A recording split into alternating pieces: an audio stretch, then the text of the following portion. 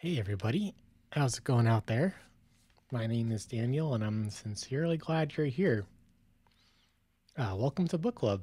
This is a fun thing we do every Sunday at 2 p.m. New York City time. We're reading through this book right here, The Creative Act by Rick Rubin. It's been a life-changing experience for me and I'm happy to share it with all of you.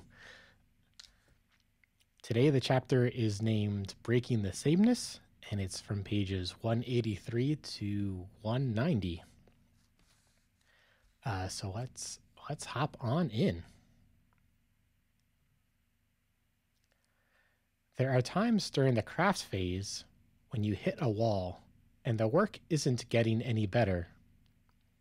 Before stepping away from the piece, it's worth finding a way to break the sameness and refresh your excitement in the work, as if engaging with it for the first time. In the recording studio, I occasionally suggest exercises to artists with this goal in mind. We attempt them without expectations regarding the outcome. The intention is simply to rekindle the excitement and access new ways of performance.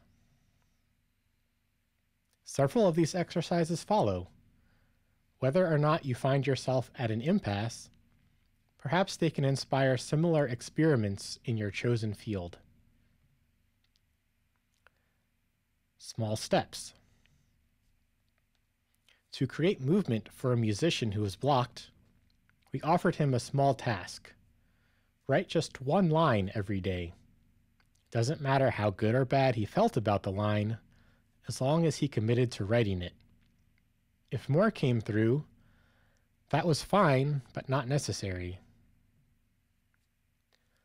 By breaking down what seemed insurmountable into single lines, he was able to reopen the creative channel and eventually began composing entire songs again. This happened much more quickly than expected. Change the environment. If we're looking for a performance of a different nature, it can help to change an element of the environment. Turning off the lights and playing in the dark can create a shift in consciousness and break the chain of sameness from performance to performance. Other shifts we've experimented with include having a singer hold the microphone instead of standing in front of it, and recording early in the morning instead of at night. To access a greater degree of variation, one vocalist chose to hang upside down while singing. Change the stakes. Besides changing the external environment, you can also change the inner. If a band imagines that this is the last time they'll ever play a particular song, they'll likely perform differently than if it's just another take. Other times, lower stakes, such as doing a rehearsal prior to recording, may bring out the best performance. Invite an audience. When an artist thrives on being in front of a crowd, we may bring in several people to watch a session. Being observed changes how an artist acts. Even if the audience consists only of one person who isn't part of the project, that can be enough. While some artists may overdo a performance for an audience, and others may hold back, most tend to be more focused with someone else present. Even if your art is non-performative, such as writing or cooking or programming, it will still likely change with an observer present. The goal is to find the specific parameters in each case that bring out your best. Change the context. There are times when a singer doesn't connect with a song, like an actor whose line reading falls flat. It can be helpful to create a new meaning or an additional backstory to a song's lyrics. A love song might sound different if sung to a long-lost soulmate, a partner of 30 years that you don't get along with, a person you saw on the street but never spoke to, or your mother. With one artist, I suggested singing a love song written to a woman as a devotional to God instead. We can try many different permutations while singing the same song without changing any of the lyrics to see which version brings out the best performance. Alter the perspective. A technique we sometimes use in the studio is to turn up the volume on the headphones extremely loud. When every sound explodes in your ears, there's a natural tendency to play much quieter to restore the balance. It's a forced perspective change and can bring out a very delicate performance. Even vocals will be whispered, because anything more than that would be overwhelming. Conversely, to coax someone to sing louder with more energy, I might ask them to turn the vocal down in their headphones so their voice is drowned out by the music. Whatever the situation, if a task is challenging to accomplish, there's often a way to design the surroundings to naturally encourage the performance you're striving for. In a concert, setting up the lighting so that the performer sees the crowd and sees the crowd and the faces in it, or can't see anyone at all, will alter their performance. If a performer uses in-ear monitors, and all they hear is the music they're playing, and not the audience response, it'll be very different than if the screaming of the crowd is mixed in.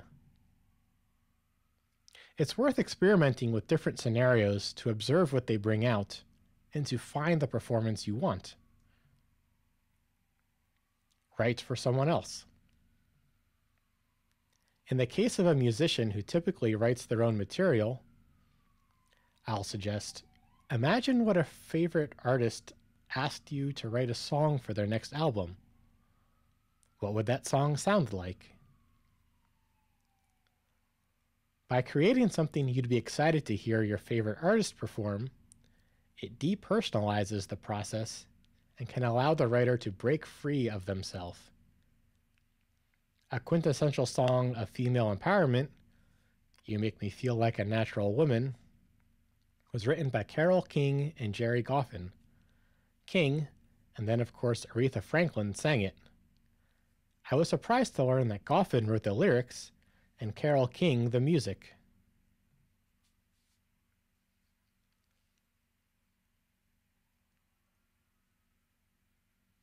Select an artist whose lyrics and point of view are very different from their own. Add a way to avoid the sameness that can occur in a career over time. If an artist is normally full of braggadocio, we may choose a more vulnerable, soft-spoken lyricist. If you tend to write in a style of X, it can be interesting to choose an artist who is the polar opposite of X. This doesn't mean that the song will be good. It's just interesting to see where it leads.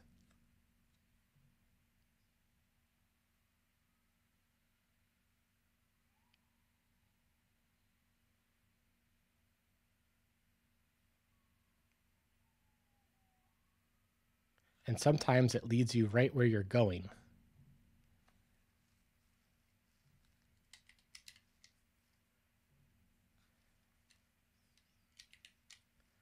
Okay, we can redo that slide real quick.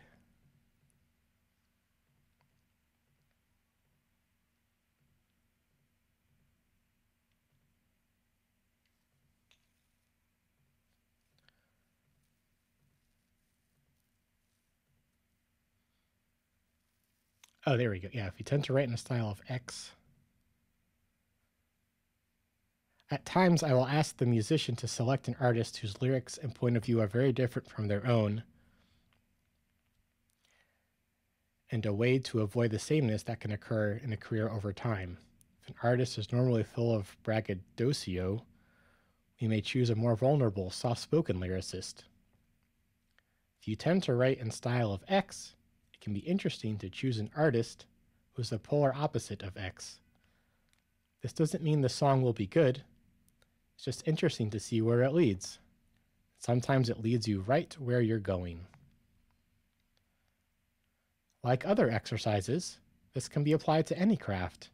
If you're a painter, creating an original new work by your favorite artist can open a channel and lead to interesting results. Many artists have a perceived idea of what's in their wheelhouse and what's ultimately a limitation. So it's helpful to step out of yourself and into someone else's wheelhouse. Add imagery. Oh, this one's messed up too.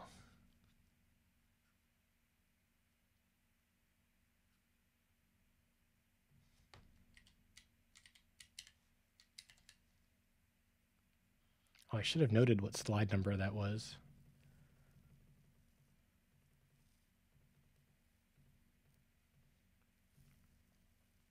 I was working, add imagery. I was working on an album and the band was struggling with the keyboard solo. The mood wasn't right. We wanted something more grand. So instead of a musical reference, we created a scene. We came up with a description of the aftermath of a battle.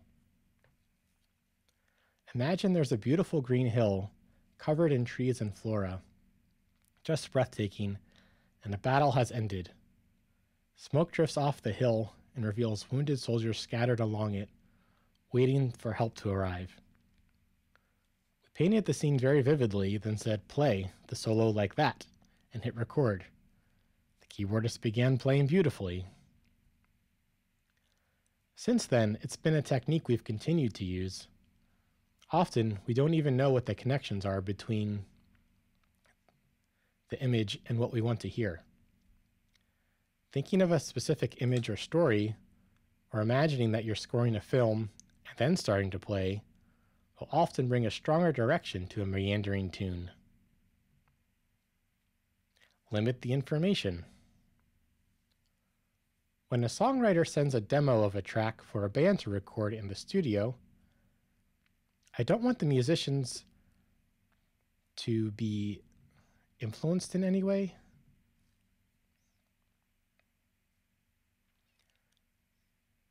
To in any way be informed by the musical choices made for the demo. There we go, that sentence makes more sense. So I'll typically have one musician, usually a guitar player, listen to it and learn the chords, notate them on a lyric sheet, and give that to the band. The guitar player and the singer may then perform it, with no suggestion of rhythm other than the speed implied by the way they play it. When you're working with great musicians, this leaves them free to bring in more of themselves. Rather than recording a good version of the demo, they will use the full range of their creativity and decision-making abilities to take the song somewhere new and often unexpected. If the results aren't great after trying different approaches, they can always listen to the demo at that point, though that rarely happens. The general principle is to be protective and limit people you're working with from experiencing things that could interfere with their creative process. Limit the information to the barest of sketches. If you want creators to bring all of themselves to something, give them the freedom to create. If you give a screenwriter a book, an outline, or a sentence to turn into a script, each will lead to a very different screenplay. These exercises are not set in stone. The intention is to establish different perspectives or conditions and see where you or your collaborators end up. Consider creating your own versions of these experiments. Or if using these specific ones, feel free to change the parameters as you're working, or remove them altogether when the time is right. The actual exercises are of little importance. The purpose is to set up a structure to go beyond your usual method and find new ways forward. Yeah, so that was a bit of a longer chapter, 39 slides just for the chapter text. And I guess this one, he's giving a lot more concrete examples than he usually does.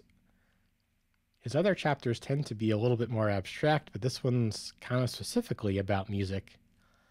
Although he does invite us to adapt them for whatever we're building. So I tried to do that with a few of these. Of course, my main medium is making apps, making iPhone apps. And he talks about small steps as a way to kind of get the gears going. And one thing I've heard a long time ago is to write down an app idea a day. And that's something I've done on and off for a while. That was the original intention of the ideas section of the community Discord. And that's kind of turned into more of just idea discussion for what I'm working on next. But that idea was, if you have like a lot of ideas to choose from, or in the example that Rick gives, if you have a lot of examples of musical lines, then you'll have a lot to pick from. You can pick the best one out of all your little ideas. But also the practice, I think, too. If I want to be good at making videos, if I want to be good at making apps, if I want to be good at making app ideas, making a lot of small ones seems to be a helpful thing that a lot of people have done. But also, my ideas and visions tend to be pretty large, pretty out there, and they're kind of impossible to do in a weekend or a month or sometimes even a year. So what I've been trying to do is make things smaller so that it's something that I can actually do easily, in fact. One of these ideas was, so I have these scenery videos. I had been wanting to write music for each of my scenery videos and publish that and sell them online or something as a way to sell music and sell the scenery videos, because that's what I want to see when I'm chilling out late at night and just sitting there thinking. Sometimes sports is just a little too activating for deep thought. Or, a sci-fi drama is just too much information for deep thought. So that was the motivation. I did make it smaller. I thought, I could try to find a musician that I could work with. But even that is kind of a big project. So I made it even smaller with the help from BitSpectre in chat. He was saying, there is YouTube-friendly music you can buy for not that much money. And that was a great suggestion. But that's also a big project of looking through a whole new music library that I'm not familiar with. So I was able to make it even smaller. So we have a daily Work With Me stream that's been live for 2 weeks now, every weekday from sort of 10-ish to 5 p.m.-ish. And that's been so much fun having folks stop by. I get to play music and play my scenery videos, and it's exactly what I want to work with. Some Twitch channels just get a little too exciting to be good Work With Me streams. So I'm grateful for everyone stopping by because it's been a ton of fun.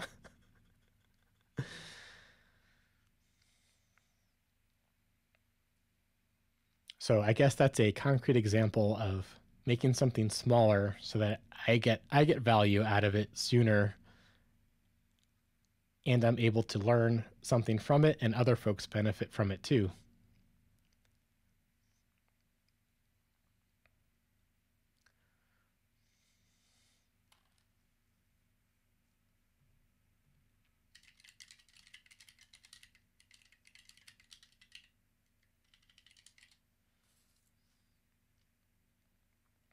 BitSpectre in chat says, a lot of examples are changing perspectives to get different, not fully known outcomes. Yeah. Yeah, in systems thinking, they call this jiggling, where whatever you're doing is just not working. So we just kind of jiggle it. Because I guess in business, you want more predictable ideas, or in, I guess, more strictly creative idea fields, you're more open to the unexpected.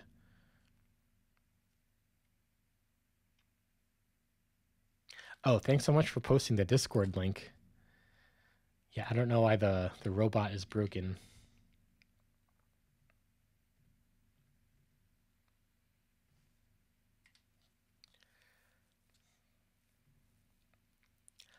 Change the environment.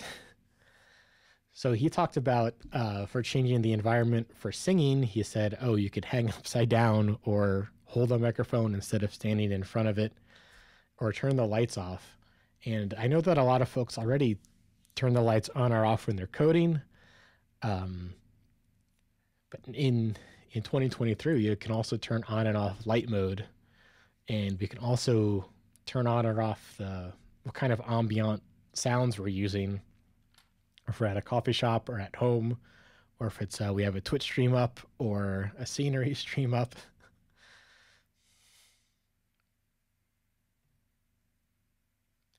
But I was also thinking about changing the environment for friendship, which after you get out of college or your first job, making friends for older folks can be a little bit more daunting, or just not as quick as it was when we were kids.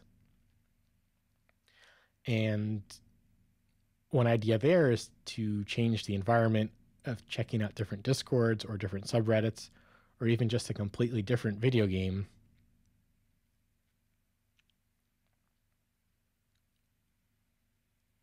Randy Contract says, oh, great slide on change the environment. I was struggling to think of coding examples. Those are great. Oh, thanks so much.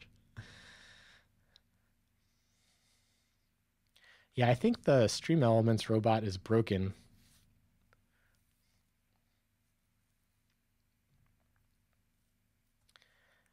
He also suggests writing for someone else. And I guess we didn't do this as a way to kind of jiggle our creativity, but when we were designing Underway, my subway app for New York City, we kind of tried to follow Vignelli's design guidelines. Vignelli, of course, is famous for designing the MTA's, the subway's design language, and also the national parks in the United States design language, and lots of other things he's famous for too. But I guess as far as app ideas goes,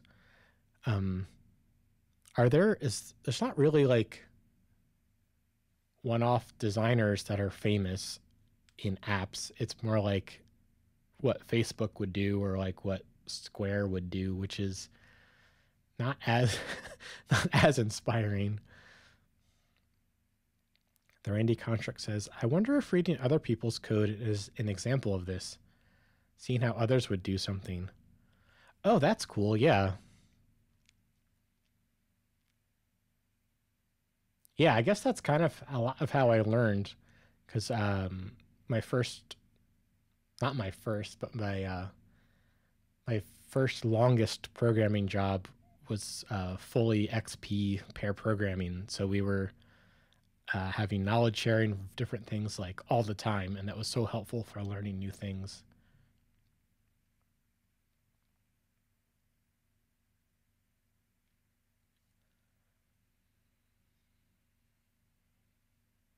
Yeah, I was also thinking like, is that on the next slide? No. So I'll just talk about it here.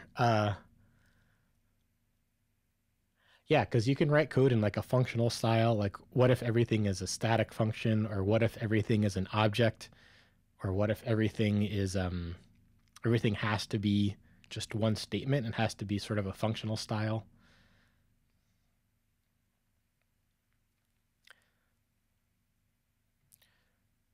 BitSpectre says coding with different environment variables. I'm not exactly sure what you mean by that. Oh, to different music, different locations. Oh yeah, for sure.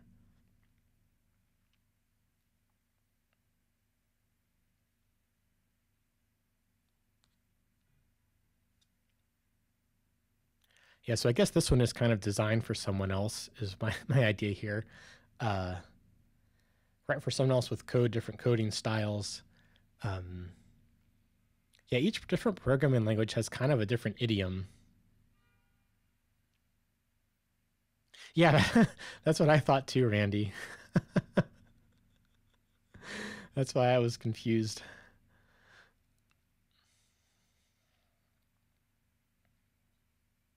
And I guess for myself for making videos, I wonder if sort of imagining if some of my favorite YouTubers made a coding video, like what would that look like as sort of an inspiration to break forward to a new level of making videos.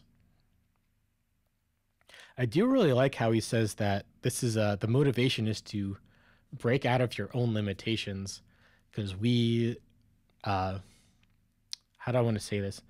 We often see ourselves in a certain light and we get very loyal to that one view of ourselves, but we can be so much more. Humans can grow and adapt. That's what's beautiful about humans.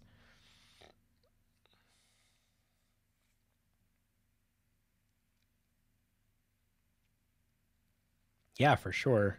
Randy is echoing Bit Spectre about different music and how it affects the mood and the emotions while coding. Yeah, sometimes I listen to sort of more angry instrumental music. Sometimes I listen to more chill music. Um, Different music from different countries is also really fun too.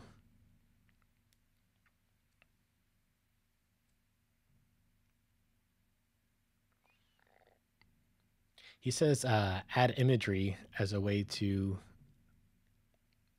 get different inspiration.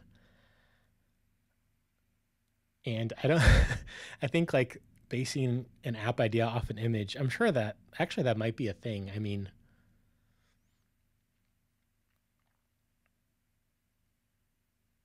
yeah, yeah. Yeah, I guess for me it was like how I plan out starting a new app idea. So many times I've started a new app and made a very rudimentary UI so I could focus on a deeper feature in the app. But then every time I restart the app and go to the same ugly screen to start, it gets demotivating. So and then I lose interest. So I think at least for me, I need to focus on having a pretty and usable UI since that's so important to me. Like that's why I make apps is to make usable, beautiful apps. So I need to focus on what's important to me right away. Uh, Otherwise, and I'm kind of thinking out loud here, maybe I start feeling the parts of me that really value those things start to feel ignored, and then they feel cranky, and then they kind of knock knock down the Jenga tower.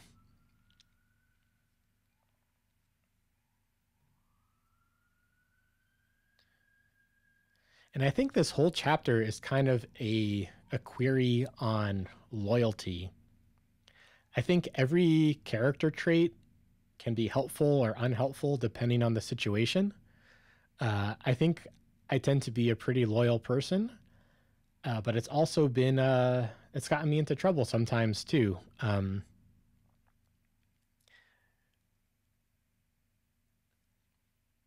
And I think in this chapter he's saying like if you're too loyal to a certain way of working, then you're going to keep getting the same results. And if you want different results, try something else. Kind of echoing the try everything chapter.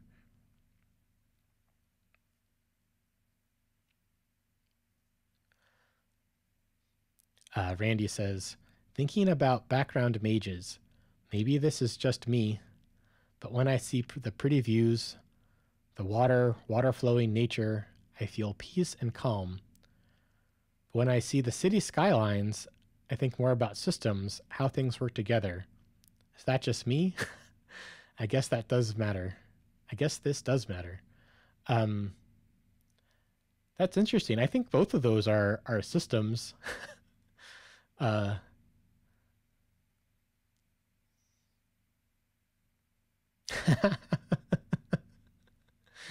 Some funny jokes in the chat. Um, yeah, I think cities are systems as well as kind of landscapes are systems of like an ecosystem, and humans are animals, just like beavers who make things, I guess. uh, I guess the scale that humans build is much more intense than beavers, 100%. No, no argument there. Um,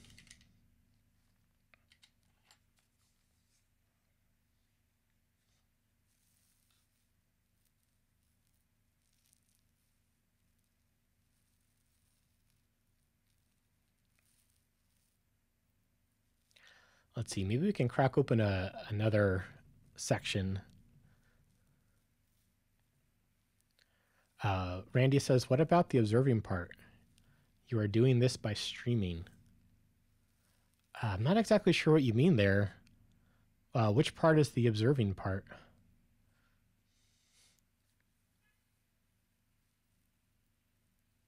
Oh, you mean the audience. Yeah, let's check out that chapter or section of this chapter.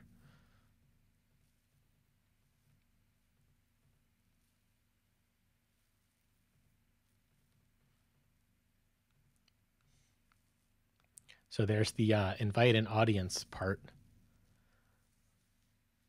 where he says an artist thrives on being in front of a crowd. We may bring in several people to watch a session. Being observed changes how an artist acts. Even if the audience consists only of one person who isn't part of the project, that can be enough. While some artists may overdo a performance for an audience, and others may hold back, most tend to be more focused with someone else present. Even if your art is non-performative, such as writing or cooking or coding, it will still likely change with an observer present. The goal is to find specific parameters in each case that bring out your best. And it's funny he mentions cooking because I guess at least on American TV, and on YouTube and on TikTok, that's definitely a thing that's done as a performance. Also, I guess Benihana's, where they do the flipping around on the hibachi, that's kind of a performance too. And I believe Nutterfee, who I mentioned in chat, I believe he does writing on his Twitch stream, actually.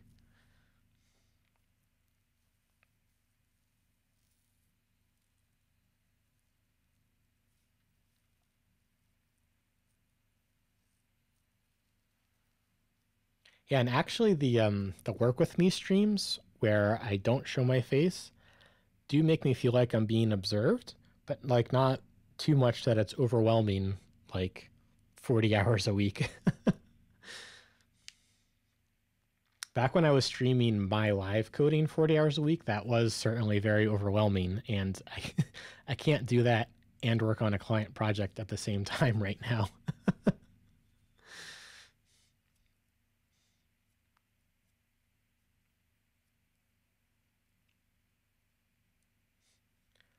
Just a little bit more observation. Yeah, I think isn't that a like an Einstein thing or somebody like that? Where when you observe a system, it changes. Randy says, I hate when someone is watching over my shoulder in the office. I can't imagine doing it on stream. I hear you loud and clear there, but let me offer. Let me the very next slide change the context. At work, perhaps how people judge you affects your ability to pay your rent and pay for your health care and eat your food. But if you're doing it on stream, perhaps the stakes are different. Perhaps it's more for fun. I'm not saying you should or shouldn't do anything. Just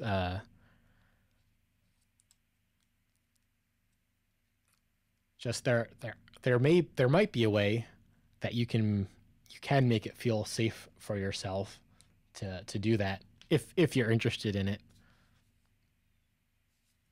That's also true. BitSpectre says it's easier to shrug off negativity online than in person.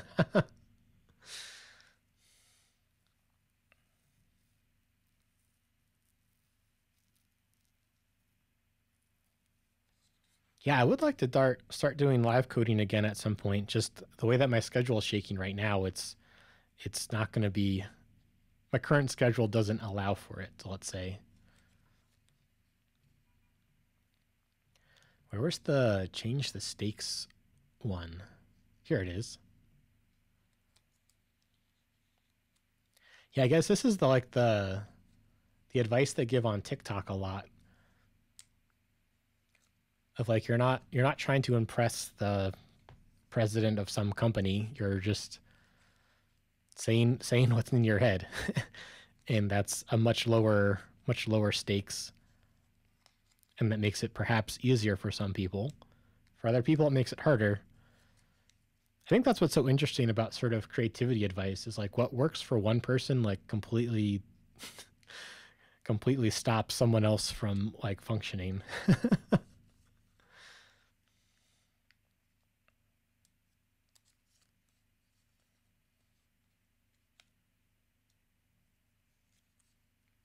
I like the example here. Doing a rehearsal prior to recording may bring out the best performance.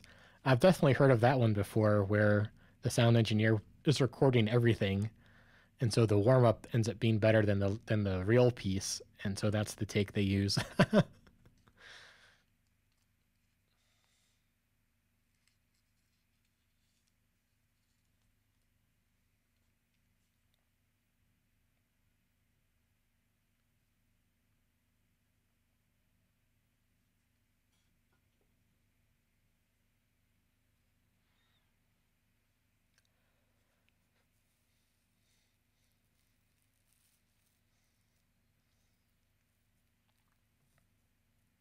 Invite an audience. We talked about that a little bit more already.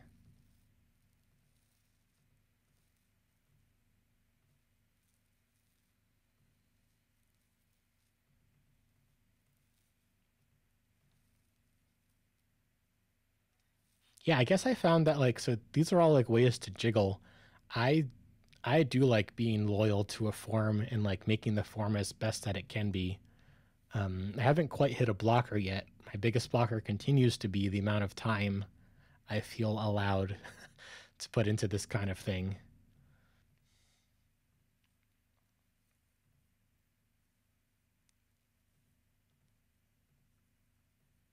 Add imagery, limit the information.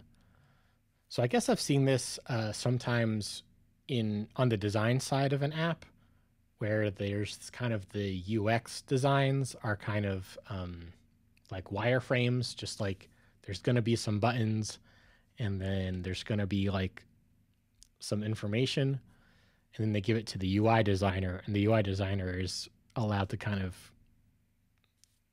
design to the best that they can. BitSpectre says templating makes a lot of tasks more doable. Oh, what do you mean by that? That sounds interesting.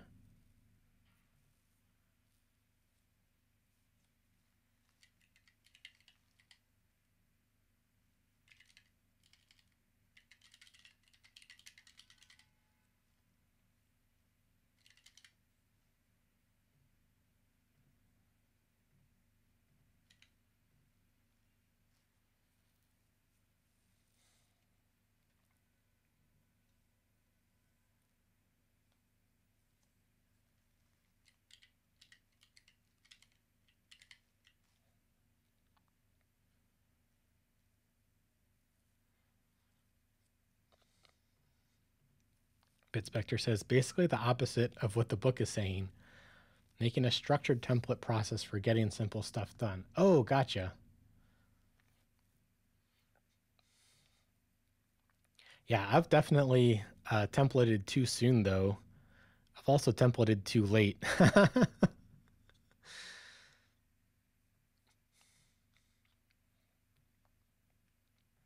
Like currently, all of these slides are in the same template, and that kind of restricts my ability to make different slides depending on like what each chapter needs. Um,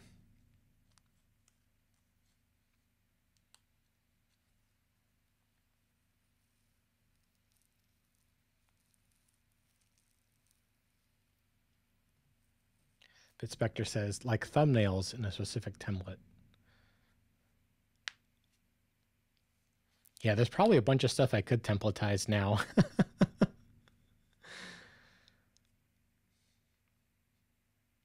Yeah, I guess that's something I was thinking of in the Discord earlier today. If I make tutorial videos for different tech concepts, well, tech changes so fast. So how do I efficiently update those videos to be the latest thing without doing a complete re-record?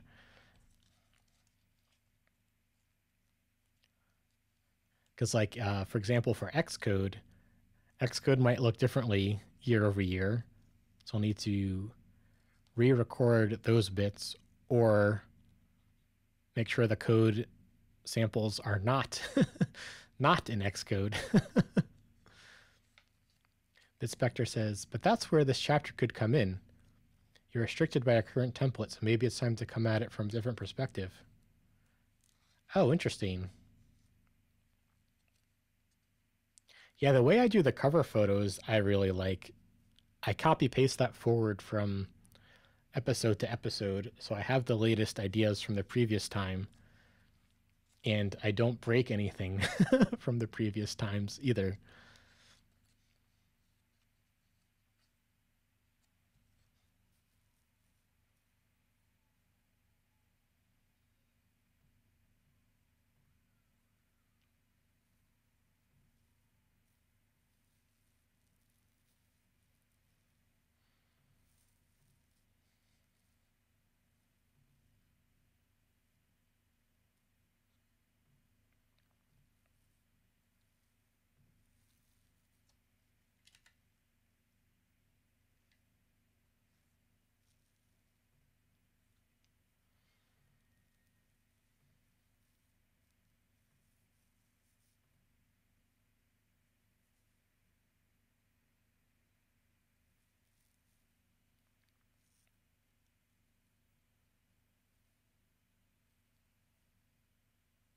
I guess what's interesting about like apps and like music and like making videos is they're all kind of, they seem to be like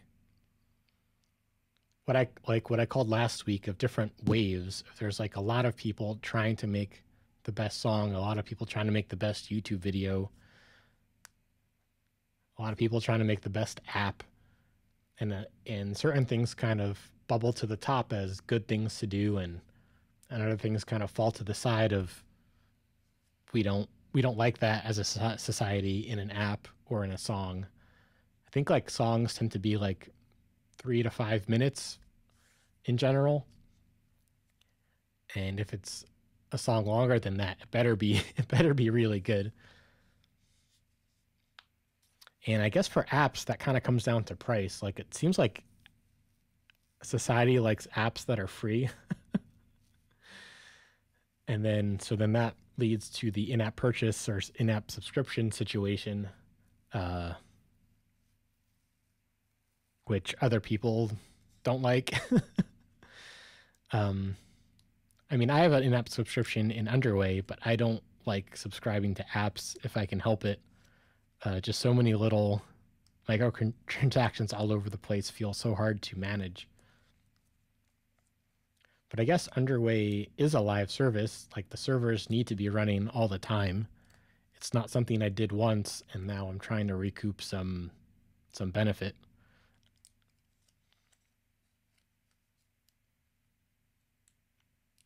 Bitspector says, I like free apps, but I don't mind paying if I end up liking the app.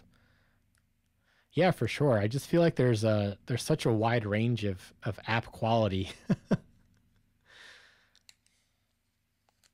I've paid for Pixelmator Pro, which I use all the time. I've paid for Solver 3, which I use all the time. I forget if Colanote was free or not. But either way, it was a one timer. Randy says, "Yeah, it's a struggle to find that balance between using the system to support your work, but not using your souls in the process." Yeah, yeah, exactly. And I think that's why I'm kind of diversifying a little bit. I want to have lots of apps that make a little bit of money, lots of videos that make a little bit of money, and hopefully that together will make a beautiful life. Plus the odd client contract here and there. Um,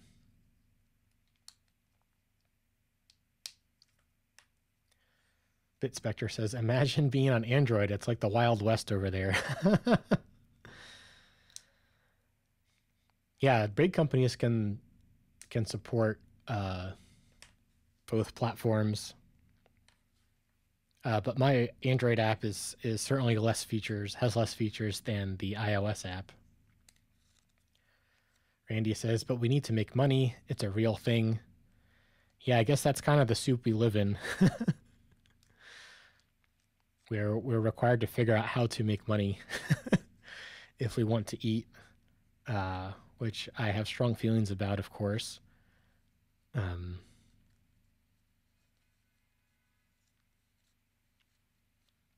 and buy new Macs, says Randy. Yeah, for sure.